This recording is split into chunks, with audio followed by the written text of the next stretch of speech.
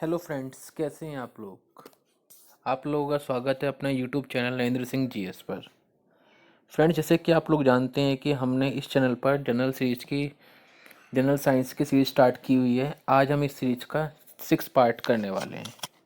तो फ्रेंड्स, आज हम इस 6 पार्ट में मैकेनिक्स के बारे में स्टडी करेंगे, जहाँ पर हम mass, force, acceleration, work energy, momentum, velocity वगैरह के क्वेश्चंस देखेंगे।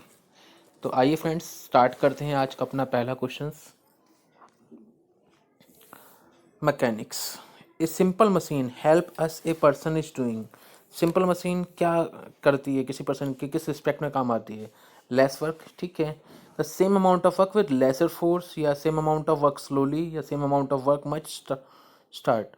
तो हम जानते हैं कि सिंपल मशीन जो होगी, अमाउंट ऑफ वर्क तुम्हारा उतना ही रहे मगर हमारी फोर्स क्या लगे, कम लगे, हम इसलिए मशीन का यूज करते हैं। तो पहले क्वेश्चन का ऑप्शन हो जाएगा ऑप्शन नंबर बी, फर्स्ट का। सेकंड क्वेश्चन मूव करते हैं। A man is standing on a sensitive balance. Man जो स्टैंड करता है कहाँ पर? सेंसिटिव बैलेंस पे। इफ़ ही इनहेल्स डीपली, अगर वो गहरी सांस लेता है, then reading of the balance. Reading of balance क्या हो जाएगी? रीडिंग ऑफ बैलेंस फ्रेंड्स क्या हो जाएगी? वो इंक्रीज कर जाएगी जब भी आप ब्रीथ करते हैं, आप इनहेल करते हैं डीपली। ऐसा क्यों होता है फ्रेंड्स? क्योंकि जब आप कोई भी चीज़ इनटेक करते हो तो कुछ ना कुछ अमाउंट ऑफ ऑक्सीजन आपकी बॉडी में एंटर करता है। तो सेकंड का ऑप्शन हो जाएगा बी फ्रेंड्स। थर्ड क्वेश्चन में मूव करते हैं। क्वेश्चन थर्ड क्या है? The working principle of A washing machine. Washing machine का जो प्रिंसिपल है क्या है सर? फ्रेंड्स, तो फ्रेंड्स, जो working principle of washing machine है वो बेस्ड होता है सेंट्रीफ्यूगल फोर्स पर या सेंट्रीफ्यूगेशन पर। तो थर्ड का ऑप्शन हो जाएगा ए। सेंट्रीफ्यूगेशन होता है क्या friends? The term centrifugal force use to refer an inertial force particular to a particle moving on a circular path that has the same magnitude and dimension as the force that keeps the particle on its circular path but the points in opposite direction में। तो हम बोलते हैं friends, हमने सुना है working washing machine हो गई, या फिर जो होते हैं ना हम लोग लस्सी वगैरह बनाने के लिए या डेयरी वगैरह यूज करते हैं, हम लोग यहाँ पर सेंट्रीफ्यूजिंग मशीन का ही यूज करते हैं। क्वेश्चन नंबर 4 पे आते हैं फ्रेंड्स आज के। क्वेश्चन नंबर 4 क्या है? The work principle of washing machine. Same question friends repeat हो रहा है। फोर्थ का भी ऑप्शन ए हो जाएगा, सेंट्रीफ्यूगेशन। फिफ्थ क्वेश्चन में मूव करते हैं फ्रेंड्स। फिफ्थ क्वेश्चन क्या है? विच of the following is vector quantity. पहले हम बात करते हैं वेक्टर क्वांटिटी और स्केलर क्वांटिटी होती क्या है। वेक्टर क्वांटिटी वो क्वांटिटी होती है जिसके अंदर मैग्नीट्यूड भी हो एज वेल एज डायरेक्शन भी हो। यानी vector quantity is that quantity which is fully describe by both magnitude and direction. On the other hand, दूसरी तरफ बात करें स्केलर क्वांटिटी की, scalar quantity is that quantity which has only magnitude but no direction. तो यहाँ option देखते हैं, displacement vector quantity है या नहीं है, वेलोसिटी, फोर्स या वॉल्यूम। तो हम देखते हैं कि विच ऑफ द फॉलोइंग जो नॉट ए वेक्टर क्वांटिटी, पूछा है वेक्टर क्वांटिटी नहीं है, तो डिस्प्लेसमेंट वेक्टर क्वांटिटी है, हैगी। वेलोसिटी हैगी। फोर्स है मगर वॉल्यूम नहीं है, क्योंकि वॉल्यूम की कोई डायरेक्शन नहीं होती। तो फिफ्थ का आंसर आ जाएगा option number A. Friends, move करते हैं नेक्स्ट क्वेश्चन पर। Question number 6। Which of the following जो वेक्टर क्वांटिटी, कौन सी वेक्टर क्वांटिटी है यहाँ पर? टाइम है, नहीं है। स्पीड है, नहीं है। फ्रेंड अभी आपका डिस्प्लेसमेंट हमारी वेक्टर क्वांटिटी होती है, क्योंकि इसका डायरेक्शन भी होती है और मैग्नीट्यूड भी होता है। डिस्टेंस है, नहीं है। तो ऑप्शन नंबर 6 का हो जाएगा option number C friends. 7 question move करते हैं। Question number 7। Which of the following is a vector quantity, कौन सी वेक्टर क्वांटिटी है? प्रेशर नहीं होती फ्रेंड्स, वर्क भी नहीं होती, वह कितना क्या नहीं पता लगता, एनर्जी का नहीं लगता। मोमेंटम क्या होती है? हमारी एक वेक्टर क्वांटिटी होती है। मोमेंटम होती क्या है? Product of mass into velocity. Mass और वेलोसिटी का प्रोडक्ट क्या कहलाता है फ्रेंड्स? मोमेंटम कहलाता है। सेवंथ का आ जाएगा option number A. Question number 8 में मूव करते हैं। क्वेश्चन का which physical quantity represented by the ratio of momentum and velocity. Friends, मैंने आपको बताया था मोमेंटम क्या था? मास और वेलोसिटी का प्रोडक्ट। एंड इसने क्या बोला है? Ratio of momentum and velocity. भाई वेलोसिटी डिवाइड कर दिया, वेलोसिटी वेलोसिटी कैंसिल, खाली क्या बचा? मास। तो 8 का आंसर आ जाएगा ऑप्शन नंबर सी, मास। 8 का ऑप्शन नंबर सी। क्वेश्चन 9 में मूव करते हैं friends. Force is the product of, आप लोग जानते हैं, पढ़ते हुए आए हैं, फोर्स किसका प्रोडक्ट होता है? Mass into acceleration. तो 9th का आंसर आ जाएगा बी, मास एंड एक्सेलरेशन का प्रोडक्ट होता है फोर्स। क्वेश्चन 10 पर मूव करते हैं। Is the number representing volume and surface area of a cubes are equal.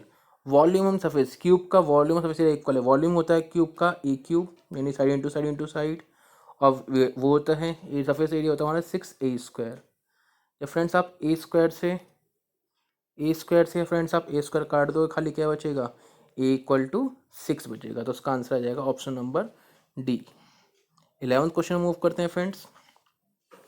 Energy conservation means, energy conservation मतलब क्या है? एनर्जी का मतलब होता है कि energy can neither be created nor be destroy but it convert one form to another form.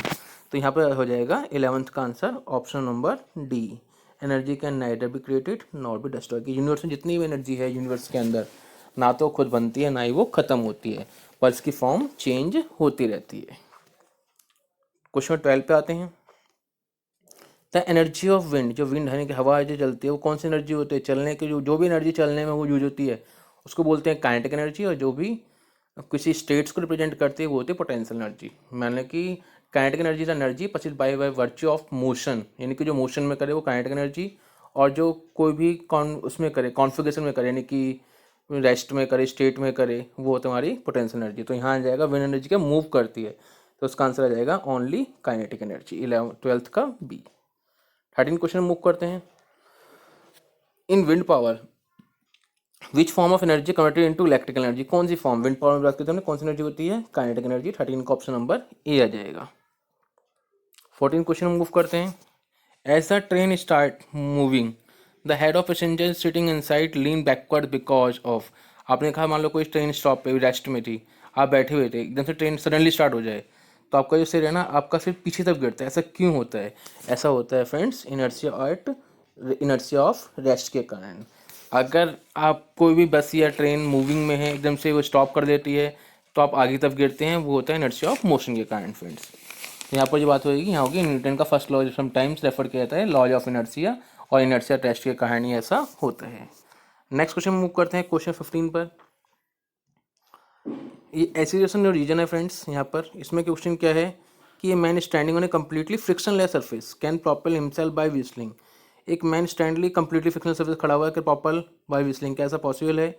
If no action of force action system, कोई force नहीं एक्ट होती है, it's momentum can not change, इसका मोमेंटम चेंज नहीं होगा, ये बोला गया है क्वेश्चन में। तो यहाँ आप देख सकते हैं फ्रेंड्स कि जो man standing on A complete, कोई भी मैन स्टैंड करा हुआ है फिक्शनल सरफेस पर, कैन प्रोपेल, वो प्रोपेल होता है हिमसेल्फ बाय व्हिसलिंग, व्हिसलिंग हो सकता है। अगर कोई फोर्स एक्ट नहीं कर सिस्टम पर, मोमेंटम चेंज नहीं होता तो पॉसिबल नहीं है। इसका मतलब क्या है? दोनों ठीक तो हैं मगर इसमें रीजन जो है वो एडजेसेंट का आंसर नहीं होगा। तो 15 का आंसर आ जाएगा option number B friends. Both A and R true but acceleration is not correct explanation of accelerations। Next question move करते हैं क्वेश्चन नंबर 16 पर। It is difficult to walk on the ice on the road because, ice पर चलना यानी बर्फ पर चलना possible difficult क्यों होता है एज कम्पेयर टू रोड क्यों होता है फ्रेंड्स? ऐसा इसलिए होता है क्योंकि आइस के अंदर फ्रिक्शन कम होता है, जिसके कारण हम प्रॉपरली मूव नहीं कर पाते। अगर फ्रिक्शन ना हो तो फिर हम फ्रेंड्स चल ही नहीं पाएंगे। 17 क्वेश्चन मूव करते हैं। Consider the following statement and conclusion which can be drawn from it. Choose the correct conclusion statement। एक स्टेटमेंट और कंक्लूजन दे रखा है, आपको चूज करना है कौन सा स्टेटमेंट कंक्लूजन सही है। In starting A loaded cart, अगर कोई कार्ट को हम लर्न की गाड़ी को हम लोड कर देते हैं, one has to push harder than keep it to moving. Starting में बहुत हार्डली मूव करना पड़ता है, हमें पुश करना पड़ता है, उसके बाद वो इजिली मूव कर जाती है। ऐसा क्यों होता है फ्रेंड? ऐसा क्यों होता है क्योंकि जब कोई भी कार्ट या गाड़ी वगैरह लोडेड है उसमें ना फ्रिक्शन बहुत कम होता है उसका प्रेजेंट। अगर हमें उसमें हाईली पुश करना पड़ता है, जिसके कारण क्या होता है वो एक बार मोशन में आ जाती है तो वो इजली मूव करती रहती है। तो उसका आंसर आएगा option number C, there is less friction once the cart start moving. 18 question move करते हैं। क्वेश्चन 18 क्या बोल रहे हैं? ए मैन जंप है 5 मीटर पर सेकेंड, एक मैन जो जंप कर रहा है 5 मीटर पर सेकेंड से स्टेशनरी बोट पर, and the boat move off with the speed of 0.5 metre, और बोट मूव कर जाता है अपोजिट डायरेक्शन में 0.5 सेकेंड। तो कितने टाइम्स बोट का वजन ज़्यादा है मैन से? तो आप लोग जानते हैं यहाँ पर कंसेप्ट लगेगा कंजर्वेशन मोमेंटम का। वो होता है m1u1 plus m2u2 equal to m1v1 plus m2v2। तो यानी कि मास तो नहीं रखें, खाली वेलोसिटी का मतलब है। तो अगर मास का देखते हैं तो मान लो कि मैंने मास मान लिया मैन का m, और उसकी वेलोसिटी कितनी थी 5। बोट का मैंने मास मान लिया n, मगर अपोजिट डायरेक्शन में जा रही है। चलो भाई, बोट का मैंने मास मान लिया स्मॉल m, और इसकी वेलोसिटी कितनी थी 0.5। ठीक है फ्रेंड्स, अब ये इक्वल टू क्या होगा? जीरो ले लेंगे हम लोग। जीरो क्यों लेंगे? क्योंकि फाइनल वेलोसिटी क्या है? जीरो है, स्टॉप में है। तो यहाँ पे हमें निकालना है क्या? रेशियो निकालना है किसका? मैन का और बोट का। तो m/m, तो यानी कि फ्रेंड्स ऐसा हो जाएगा, मैं बोल सकता हूँ सिंपल सी लैंग्वेज में 0.5m इक्वल टू 5m। तो स्मॉल m की वैल्यू जाएगी फ्रेंड्स 5/0.5। आप से डिवाइड करोगे अगला कितना जाएगा 10 टाइम्स आ जाएगा।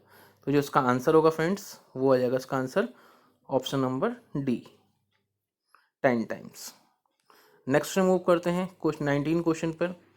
एक ट्रक, एक कार, एक मोटरसाइकिल की सबकी काइनेटिक एनर्जी इक्वल है।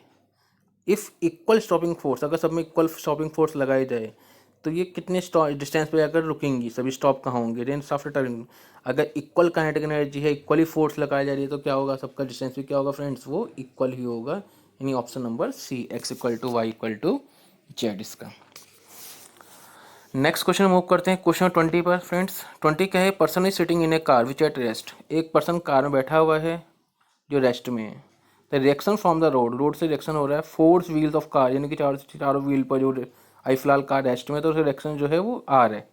When the car run on a straight level road, जब कार रन स्टार्ट कर, यानी कि कार रन करना स्टार्ट कर देगी, how will the reaction at either front wheel very, reaction क्या होगा, वो हमारा ग्रेटर हो जाएगा, लेस हो जाएगा, इक्वल हो जाएगा, या डिपेंड करेगा मटेरियल ऑफ द रोड पर। जब कभी भी फ्रेंड्स, इसको हम बोलते हैं डायनामिक फ्रिक्शन, जो मूविंग में आता है फ्रिक्शन। डायनामिक फ्रिक्शन जो होता है of any object is proportional to the adhesion reactions and less than static friction. तो जब कभी भी डायनामिक फ्रिक्शन लाई करता है तो उसका जो नॉर्मल रिएक्शन होती है पहले मुकाबले कम हो जाती है। तो 20 का आंसर आ जाएगा friends option number B.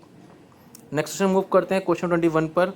N oil tanker is partially filled with oil and moves forward on a level road with uniform acceleration, the free surface of oil then. एक ऑयल टैंकर है, partially भरा हुआ है oil के साथ और move कर रहा है फॉरवर्ड, इजीली मूव कर रहा है स्टेशन को होकर। तो ऐसा क्यों होता पा रहा है, क्योंकि जब कभी भी ऑयल टैंकर हाफ फिल किया हुआ है या फिर पार्सली फिल्ड हो रखा है तो उसमें फ्रेंड्स क्या होता है, जो मूव करेगा तो जो पाथ बनाता है वो बनाता है पैराबोलिक पाथ, यानी कि पैराबोलिक कर्व बनाता है। When an oil tanker is partially filled in oil and move forward an level load with uniform acceleration, the free surface of oil जो होगा फ्रेंड्स वो हमारा वो होगा एज्यूम पैराबोलिक कर्व की फॉर्म में मूव करेगा। 21 का हो जाएगा ऑप्शन नंबर डी। 22 पे आते हैं फ्रेंड्स। 22 क्या क्वेश्चन है, consider following statement, A 4 wheel vehicle moving in A sharp circular path and high speed will. क्या होगा जब 4 व्हील व्हीकल से मूव कर शार्प सर्कुलर पाथ पे हाई स्पीड जैसे टर्न लेता है वो क्या होगा, ओवरटर्न आउटर एज से ओवरटर्न हो जाएगा, या फिर इनर व्हील की तरफ टर्न हो जाएगा, या स्किड कर जाएगा आउटवर्ड्स, या स्किड कर जाएगा फ्रेंड्स इनवर्ड्स। इसमें से क्या होगा फ्रेंड्स। तो आप लोग जानते हैं जब भी कोई 4 व्हीलर व्हीकल है वो शार्प सर्कुलर पाथ पे हाई स्पीड टर्न लेता है तो क्या होता है friends, overturn out inner wheel अंदर की तरफ लेगा पहले तो वो बिल्कुल ठीक है, और वो जैसे अंदर की तरफ लेगा ना तो वो स्किड कहाँ करता है, वो स्किड करता है आउटसाइड। तो 2 और 3 दोनों सही होंगे, आउटर व्हील्स नहीं मूव करेगा, स्किल व्हील नहीं करेगा, तो इसका आंसर आ जाएगा 23 के ऑप्शन नंबर सी पर फ्रेंड्स। अब आते हैं क्वेश्चन 23 पर, आज के लास्ट क्वेश्चन मूव करते हैं हम लोग। What is the correct equation of finding the acceleration. अब एक्सेलरेशन फॉर्मूला आप जानते हैं, एक्सेलरेशन क्या होता है, वेलोसिटी अपॉन टाइम या change in velocity upon time. तो a equal to v minus u upon में टी, या फाइनल वेलोसिटी माइनस इनर्सिटी अपॉन में टाइम, ये आप लोग पढ़ते हुए आए हैं। तो इसका 23 का ऑप्शन नंबर ए ही हो जाएगा, a equal to v minus u upon में टी। तो फ्रेंड्स यहाँ के इस पार्ट से इसको हम यहीं ख़त्म करते हैं। इसके अलावा जो कोई भी आपको इसमें पार्ट्स में दिक्कत होता है आप मुझे कमेंट करके पूछ सकते हैं। मिलते हैं अपने नेक्स्ट पार्ट में। Okay friends, bye bye.